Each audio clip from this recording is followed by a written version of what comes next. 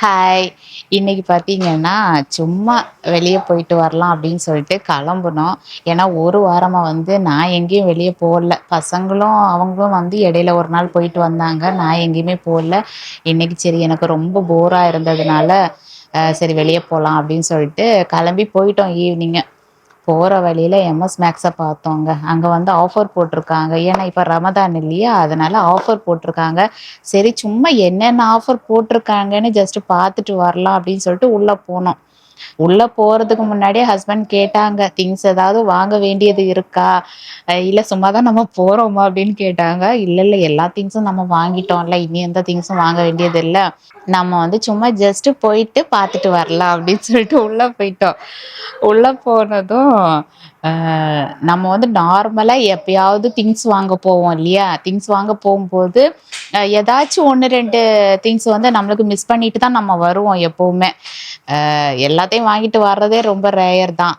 அப்போ வந்து இன்னைக்கு உள்ள போனதும் எதெல்லாம் முன்னாடி மிஸ் பண்ணியிருந்தோமோ அதெல்லாம் பார்த்ததும், ஐயய்யோ! இந்த திங்ஸ் எல்லாம் நம்ம அன்னைக்கு வாங்காம போயிட்டோம் இல்லையா?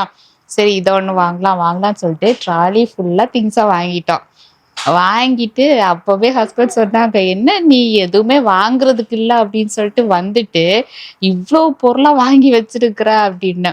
அப்போதான் ஞாபகம் வந்துச்சு. ஏன்னா என்கிட்ட வந்து ஒரு கண்டெய்னர் இருந்தது. அந்த கண்டெய்னர் வந்து எப்படின்னு தெரியல.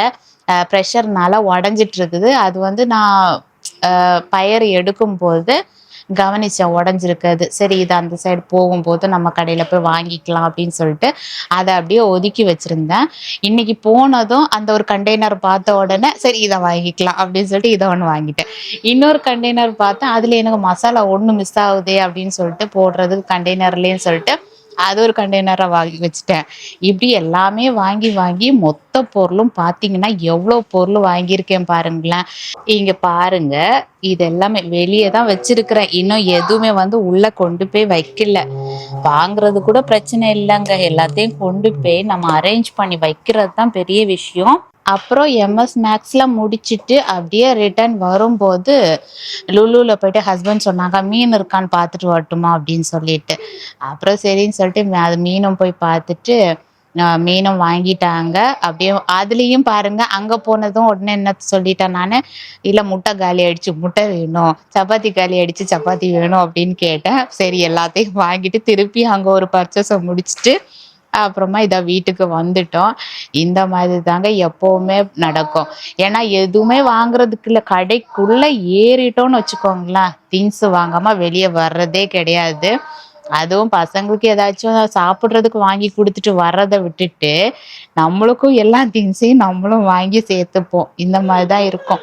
இப்ப எல்லா பொருளையும் வாங்கிட்டு வந்தாச்சு. இப்ப எல்லாத்தையும் அரேஞ்ச் பண்ணி வைக்கிறதுக்கு தான் பெரிய வேலையே. இனி எல்லாம் அரேஞ்ச் பண்ணி வச்சுட்டு, முடிச்சுட்டு அப்புறமா அவங்க எல்லாம் சாப்பிட்டாச்சு. வெளியிலேயே ஸ்நாக்ஸ் அது இதுன்னெல்லாம் வாங்கி சாப்பிட்டுட்டாங்க. இனி நான் சாப்பிட்டுட்டு அப்புறமா படுத்து தூங்கணும்.